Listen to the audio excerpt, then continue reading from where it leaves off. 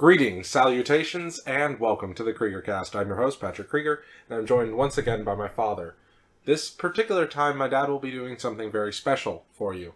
Every year, on Christmas Eve, my father has read "Twas the Night Before Christmas" for me. And I just thought that it would be fun to share that little family tradition with all of you. 'Twas the night before Christmas, when all through the house not a creature was stirring, not even a mouse. The stockings were hung by the chimney with care, in hopes that St. Nicholas soon would be there. The children were nestled all snug in their beds, while visions of sugar plums danced in their heads, and Mama in her kerchief, and I in my cap, had just settled down for a long winter's nap. When out on the lawn there arose such a clatter, I sprang from my bed to see what was the matter. Away to the window I flew like a flash, tore open the shutters, and threw up the sash. The moon on the breast of the new-fallen snow gave the luster of midday to objects below, when what to my wondering eyes should appear but a miniature sleigh and 8 tiny reindeer,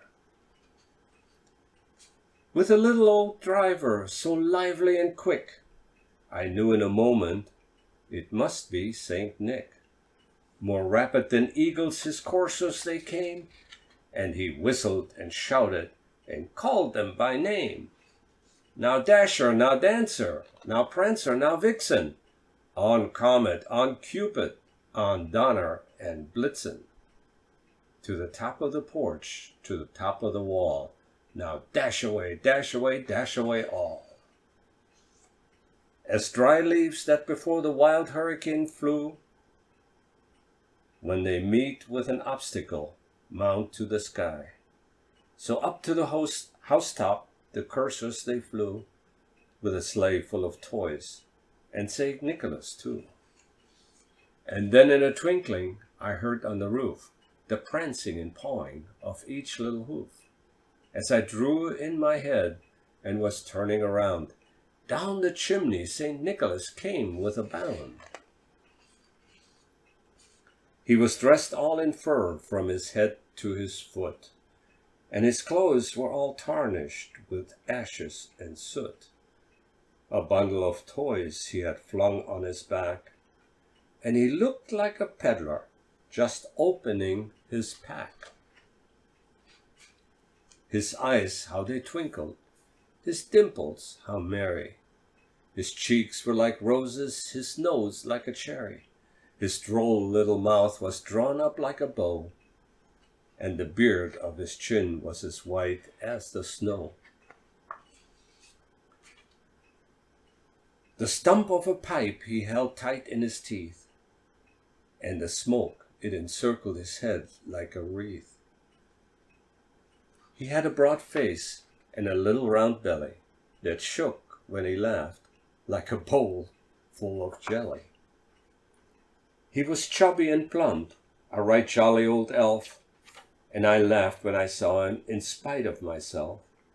A wink of his eye and a twist of his head soon gave me to know I had nothing to dread.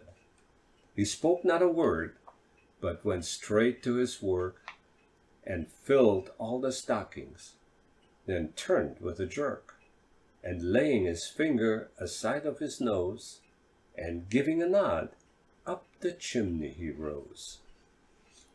He sprang to his sleigh, to his team gave a whistle, and away they all flew, like the down of a thistle.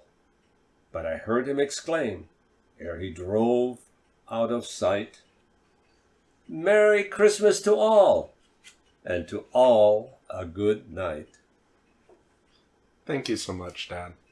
And have a Merry Christmas to all of you. Merry Christmas. Merry Christmas.